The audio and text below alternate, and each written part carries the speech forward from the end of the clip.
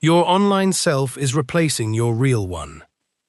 Carl Jung observed that the psyche will always build a face to meet the world with, and today, that face has a profile picture, a bio, and a highlight reel, and it is worth asking, quietly, whether you are still standing behind it. Here is where I want to start, with Goethe, whom Jung read and quoted across his life, and who wrote in Faust, "Two souls, alas, dwell within my breast, one wanting the world, one wanting itself back." And Jung took that line seriously, not as poetry, but as a description of an actual structure in the mind, the part that performs and the part that simply is. And he would stop you right there and say, "Do you see it? You already know this tension. You have felt it in the half-second before you post something. That flicker where you ask not, 'Is this true?' but 'How will this look?' That flicker is Goethe's two souls meeting on a small glowing screen, and the ache you feel afterward, that faint flatness after a good post, gets a good response. That is not nothing. That is the self that did not get to speak. So let me say the three things I want to carry with me before we go further. I notice the version of myself I build for others to see. I let myself feel the quiet distance between that version and the one who is reading this right now. I stop treating the performance as the whole of who I am. And I make the unconscious conscious. Say it with me. I notice the version of myself I build for others to see. I let myself feel the quiet distance between that version and the one who is reading this right now. I stop treating the performance as the whole of who I am, and I make the unconscious conscious. Again, I notice the version of myself I build for others to see. I let myself feel the quiet distance between that version and the one who is reading this right now. I stop treating the performance as the whole of who I am, and I make the unconscious conscious. If this kind of teaching is useful to you, consider staying close by subscribing, so that tomorrow's thinking finds you the way today's did. Before we go on, if something in what I just said landed somewhere quiet in you, type the words "face it" in the comments, not as a performance, just as a small, honest marker that you are here. The first key is that the mask itself is not the problem. Jung called this structure the persona, borrowing the old word for the mask an actor wore in the Roman theatre, and he wrote plainly that the persona is that which in reality one is not, but which oneself as well as others think one is. Notice what that sentence does. It does not condemn the mask, it simply names it accurately. A mask is not a lie. A mask is a translation. It is how the raw, private, unfinished person learns to move through offices and dinners and now through feeds and comment sections without shattering on contact with other people. You needed a persona long before you had a phone. The version of you that answers your mother is not identical to the version that negotiates a raise, and neither of those is fake. They are simply fitted. So when your online self chooses a flattering photo, a composed caption, a curated sense of humor, that is not automatically betrayal. That is the oldest human function there is, dressing the private self for public weather. And I want you to picture it plainly for a moment. Imagine someone getting ready for an ordinary Tuesday. They put on work clothes for the office, a softer voice for their mother on the phone at lunch, a joking tone for the group chat in the evening, and none of those three feel like lying. They feel like fitting the self to the room. The profile picture and the caption chosen an hour later are simply one more room, dressed for one more kind of weather. And if you follow that same person a little further into their day, you notice the pattern holds everywhere. They nod along in a meeting, wearing the face of agreement, even while some quieter part of them disagrees entirely. They laugh at a joke that was not funny because the room expected laughter. They answer "fine" to a co-worker's passing question when fine was not really true, and none of that, taken alone, is dishonesty. It is simply the ordinary machinery of living among other people. The same machinery now runs online, only faster and in front of more eyes at once. The trouble starts somewhere else entirely, and I want you to hold that distinction gently for a moment, because most people skip straight to shame here. They see the gap between the profile and the person, and they call it dishonesty, when Jung would have called it simply structure. The persona is supposed to be worn. The question was never whether you have one online. The question was never even how polished it is. The question is, who is wearing whom? And that question does not get answered by deleting your accounts or by posting more raw confessions to prove you are real. Confessions curated for effect are just a rawer costume. It gets answered slowly, by noticing. So here is the first small practice. Tonight, before you close the last app, ask yourself one plain question. What did I not post today? Not because it was too boring, but because it did not fit the character I am maintaining. That single answer will tell you more about your persona than 100 posts ever could. And if you cannot name an answer at all, that too is worth noticing, because it may mean the character has quietly become the only room you know how to stand in. A coat worn so long you forget you ever had skin underneath it. I am the one wearing the mask, not the mask wearing me. The second key is that the actual danger has a name, and the name is identification. Jung wrote of the cost that comes when a person stops distinguishing themselves from their social role, warning that no one can build an artificial personality without punishment. And by punishment, he did not mean some outside authority arriving to scold you. He meant an inner one. He meant the slow tax the unconscious levies on a life that has been handed entirely to its own performance. Think of it this way. If the persona is a coat, identification is forgetting you ever took it off at night. It is walking around convinced the coat is your skin. And the coat, remember, was never meant to bear that kind of weight. It was cut for weather, not for permanence. Imagine someone, a composite, not a real case, who starts an account simply to share their morning runs. Nothing grand, just a small honest habit.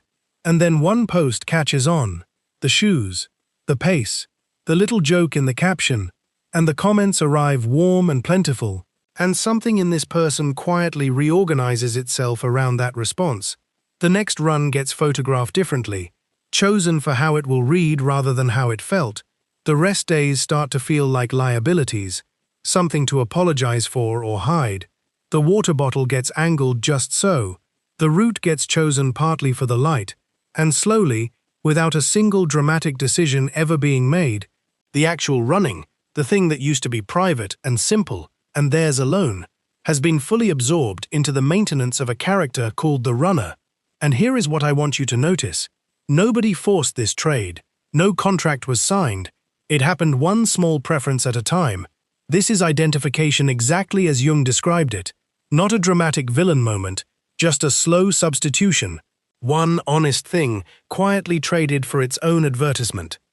And it is worth saying plainly, this does not only happen to runners with an audience, it happens to the parent, who begins choosing family moments partly for how they will photograph. It happens to the reader, who finds themselves reaching for the book that will look thoughtful on a shelf, rather than the one they actually want to finish. It happens to the cook, the traveler, the grieving person even, who finds a caption forming in their mind before the grief has finished arriving. The mechanism is always the same. A private experience gets quietly rerouted through the question of how it will be received, and once that rerouting becomes habitual, the experience itself starts to feel unfinished until it has been shared, as though living a thing were only half of living it. Here is what makes it so hard to catch in yourself while it is happening. It does not arrive dressed as danger.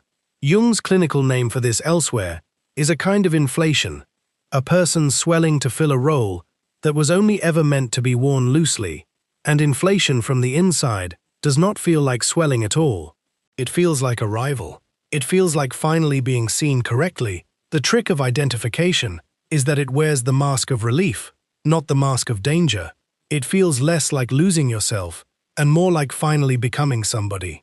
Which is exactly why so few people notice the substitution while it is still small enough to reverse. So notice, when the numbers are good, do you feel like a person having a nice moment, or do you feel like a case being proven? One of those is a mood passing through an evening, the other is a mission your whole self has quietly agreed to serve, and only one of them can survive a bad week online without something real underneath it starting to crack.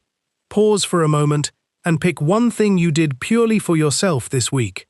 No caption, no witness, And notice how rare that list actually is. Ask yourself plainly, this week, which one has been running the account, the person, or the proof? I keep a self that no audience has ever seen and never sells for applause. The third key is the one that gets uncomfortable, because I want to walk through an ordinary day with you.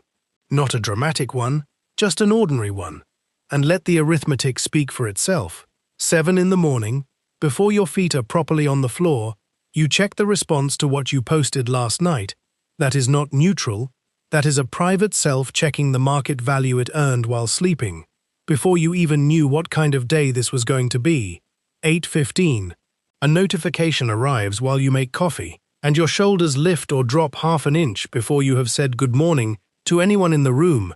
9 in the morning, you take 3 photographs of your coffee before you find the one that looks like you. And think about that phrase, as though a true you exists prior to the photograph, waiting to be represented, when really, the searching itself is quietly manufacturing a new you. 10:30. You draft a caption, delete it, soften a word that sounded too needy, sharpen one that sounded too flat, and somewhere in the editing, a true sentence gets traded for a safe one. And it does not feel like concealment, it feels like care. Noon. A friend texts you something plain, and you answer honestly with no editing at all. Notice how strange that ease feels next to the 10 minutes and 3 drafts you spent an hour earlier for strangers. The private message cost you nothing. The public one cost you real labor. 1 in the afternoon. You scroll past a friend's trip and feel a familiar tightening. Not envy exactly, more a scorekeeping instinct. And the game was never named out loud. It simply became the background condition of an ordinary lunch. 3 in the afternoon. You post. And for the next 40 minutes, some part of you is quietly refreshing, half attending to whatever is actually in front of you, while the other half waits on a verdict from elsewhere. And 40 divided minutes does not feel like loss. It feels like normal life now. That is exactly how identification works. It never announces itself as theft. It simply becomes the new baseline. 4:30. Imagine a friend, a composite, not a real person, who once told you she could no longer watch a sunset without wondering how it would crop, standing at the edge of a lake, already framing the caption instead of letting the evening happen to her. She said it almost as a joke, but neither of you laughed for long, because you both recognized the shape of it. 6 in the evening. The numbers come in lower than hoped, and a small weather system of disappointment moves through you that has nothing to do with your actual day, which, if you stop to notice, was probably fine. 7:30. At dinner, your phone sits face up beside your plate, and 3 times you glance at it mid-conversation, some quiet part of you still tending the account, while another part is supposedly present with the person across the table. 9 at night. You scroll other people's curated evenings while sitting inside your own real, uncurated one. A comparison rigged from the first second. 11 at night. One last check before the phone goes dark, as though the day cannot close until its final score is confirmed. And somewhere in there, without a single dramatic event, hours of attention have been spent tending a face built to be seen, rather than a self built to live. This is what Jung meant when he said, identification carries its own quiet punishment, not a thunderbolt, just a slow redirection of your only real currency, which is attention, away from your actual hours and into their advertisement. So here is the uncomfortable question. If you added up the minutes spent presenting your day against the minutes spent simply inhabiting it, which one would win? You do not have to answer out loud, but answer honestly, even once. And if the answer troubles you, that trouble is only a signal about where the attention has been quietly leaking. Tonight, pause for a moment and pick one real hour from today and ask what you are tending in it, your life or your account of your life. My day belongs to me before it belongs to anyone watching it. The fourth key comes from Jung's own life, and I think it is one of the most honest things he ever wrote about himself. In Memories, Dreams, Reflections, he described noticing, even as a boy, that he seemed to be 2 people.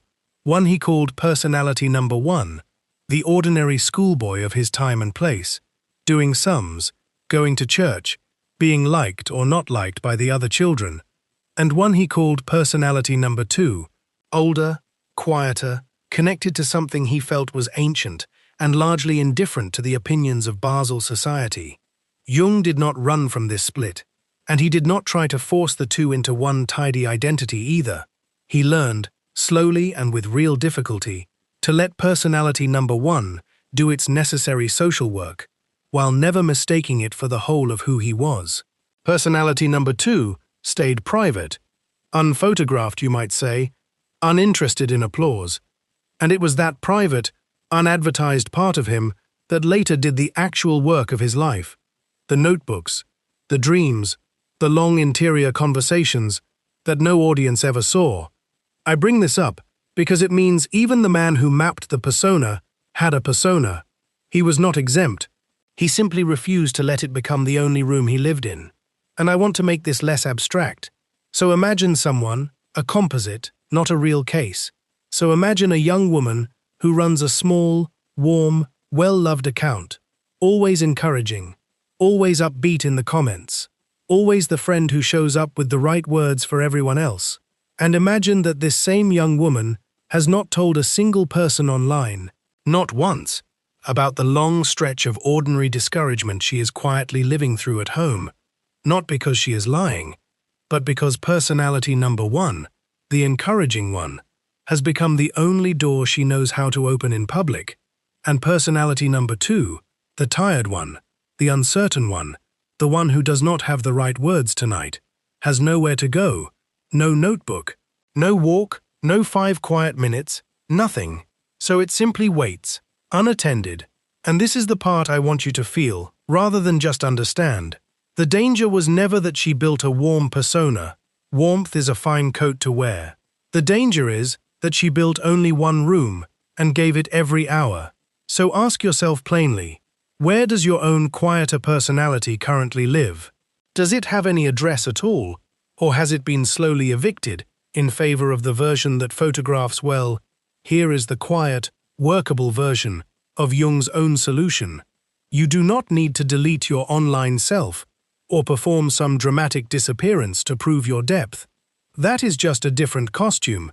What you need is a room the algorithm has never entered, a notebook, a walk without your phone, a private thought you never plan to share, something that belongs only to you and answers to no metrics at all. That room is where your personality number 2 still lives, whether you have visited it lately or not, and it does not need to be large. Jung himself said the smallest, quietest acts of attention to that second self were often the ones that mattered most. A single unshared paragraph can be enough. A single unrecorded hour can be enough. The point was never the size of the room, only that the door still opens. I keep one door in me that no one else is invited through. Here is a brief word before we keep going. If this way of thinking is helping you see your own life more clearly, stay subscribed so the next piece of it can find you. There is more to walk through together, and I would rather you not miss where this goes next. The 5th key is the one I most want you to sit with, because this is where the lens turns fully toward you, not toward some hypothetical person with too many followers, toward you, specifically, this week. So let me walk through it slowly, in 4 pieces, because each pass turns the same key a little further into the lock, and none of these 4 pieces are separate problems.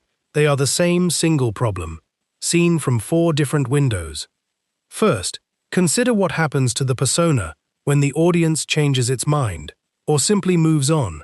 Imagine someone, a composite, not a single real case, who spent years building a certain online reputation, competent, unshakable, always photographed mid-accomplishment, evenings spent watching a small number climb and feeling, for an hour, entirely justified in existing. And then imagine the algorithm shifts, or they simply age out of relevance, and the numbers quietly decline. Week after week, nothing dramatic, just a slow tide going out. What happens in a person like that is rarely loud. It is a private vertigo, never posted about. Because if the identity was built entirely from the outside in, a falling number is not just a falling number, it is a small verdict on existence, delivered daily. This is the same collapse Jung described happening offline too. The strong one who retires and falls apart within a year, not because the work was gone, but because the persona built around being needed had quietly become the entire self. With no personality number two waiting in reserve, the online version is only faster, because the whole cycle of rise and quiet decline can happen inside a single season. And it is crueler, because the evidence sits right there in plain digits. No softening it with a kind story. So ask yourself honestly, if your engagement simply stopped tomorrow, from ordinary drift, not scandal, what would be left standing in you? That answer is the real measure of how much of your identity currently lives in a rented room. And the fright of asking it is useful information. It tells you how thin the floor has become. Second, consider the specific numbness that follows scrolling your own profile. Most people call it a small pleasure, but pay attention to the flatness that can follow.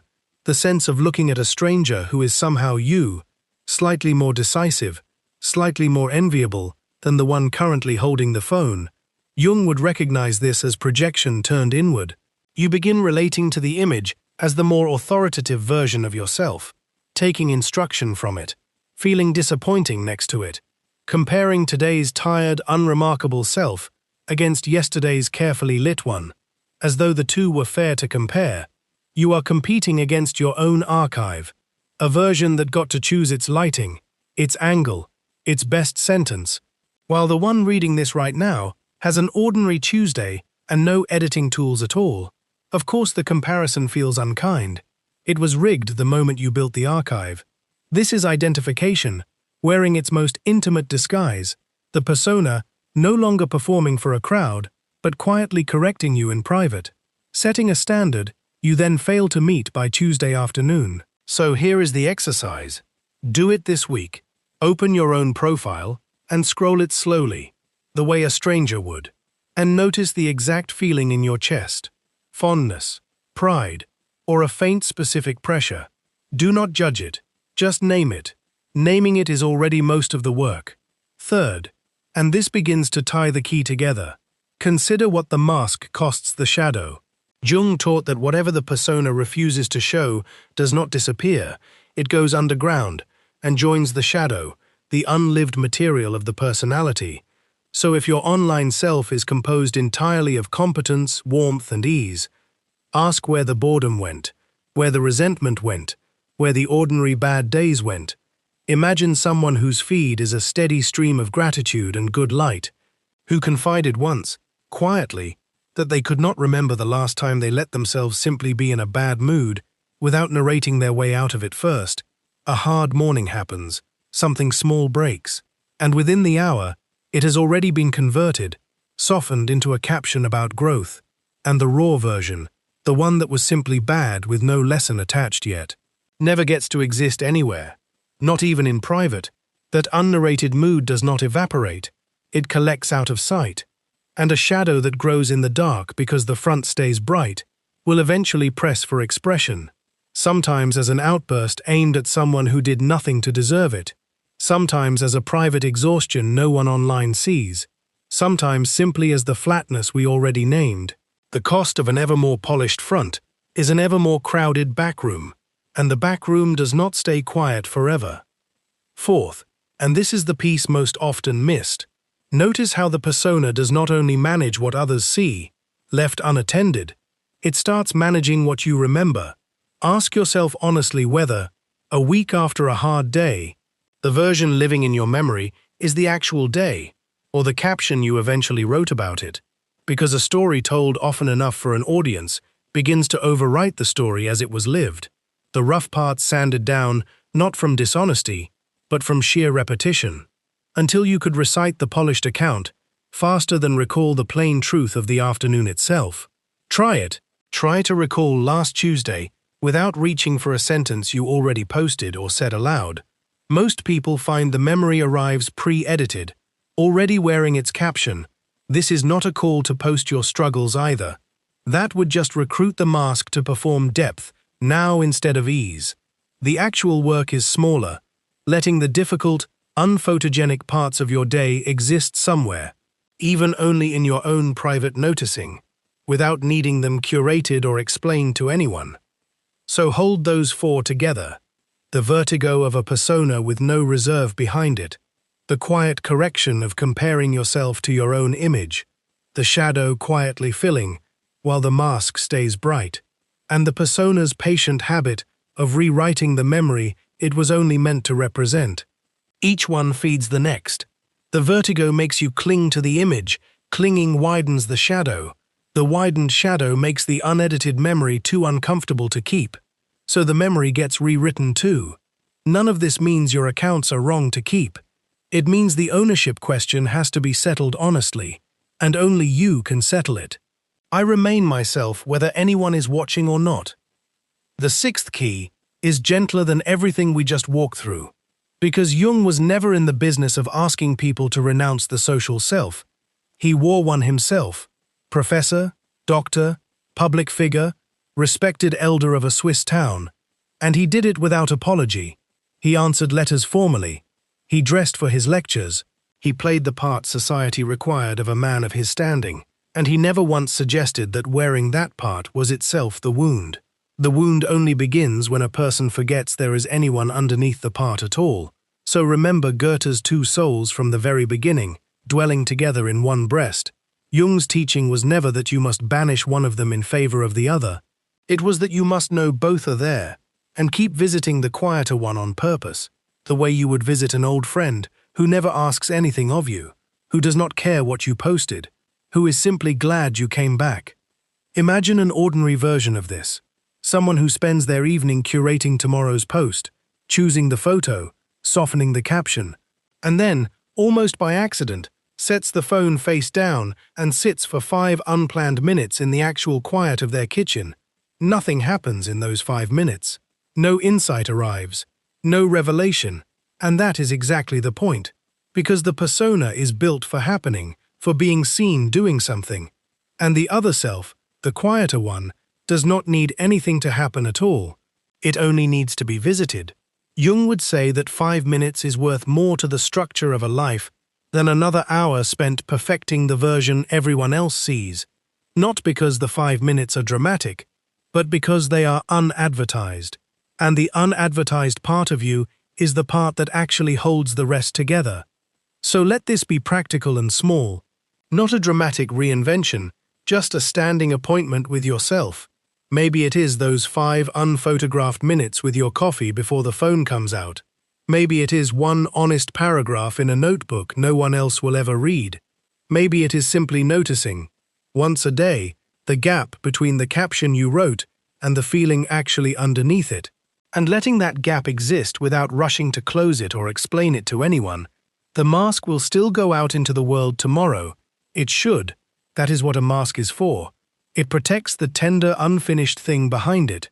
But you, the one who puts it on each morning, get to remain the larger thing, the one who chooses the mask, instead of the one the mask has quietly begun to choose for you. The difference between those two is not loud. It will never trend. No one else will ever see it happen. And yet, it is the entire difference between a life that is lived and a life that is only broadcast. I wear the face I need for the world, and I still come home to myself. Here is the whole picture. The mask is not the enemy. It is the coat. The danger is forgetting you took it off. Identification is the quiet tax an unwatched performance collects. An ordinary day spent tending an account can quietly outweigh the day itself if you never check the balance. Even Jung kept a private room his public self never entered. The persona that outlives its own audience reveals exactly how much self was truly behind it. And the shadow grows heaviest exactly where the mask has been polished brightest. None of these were ever 6 separate lessons. They were 6 turns of the same single key, the recognition that the profile is a translation of you, never the whole of you. And the moment you remember that, quietly, without announcing it to anyone, the mask stops being a threat and goes back to being simply useful. I notice the version of myself I build for others to see. I let myself feel the quiet distance between that version and the one who is reading this right now. I stop treating the performance as the whole of who I am, and I make the unconscious conscious. And if your online self has been growing louder than your real one lately, That is not a failure. That is simply an invitation to go home and check who is still there.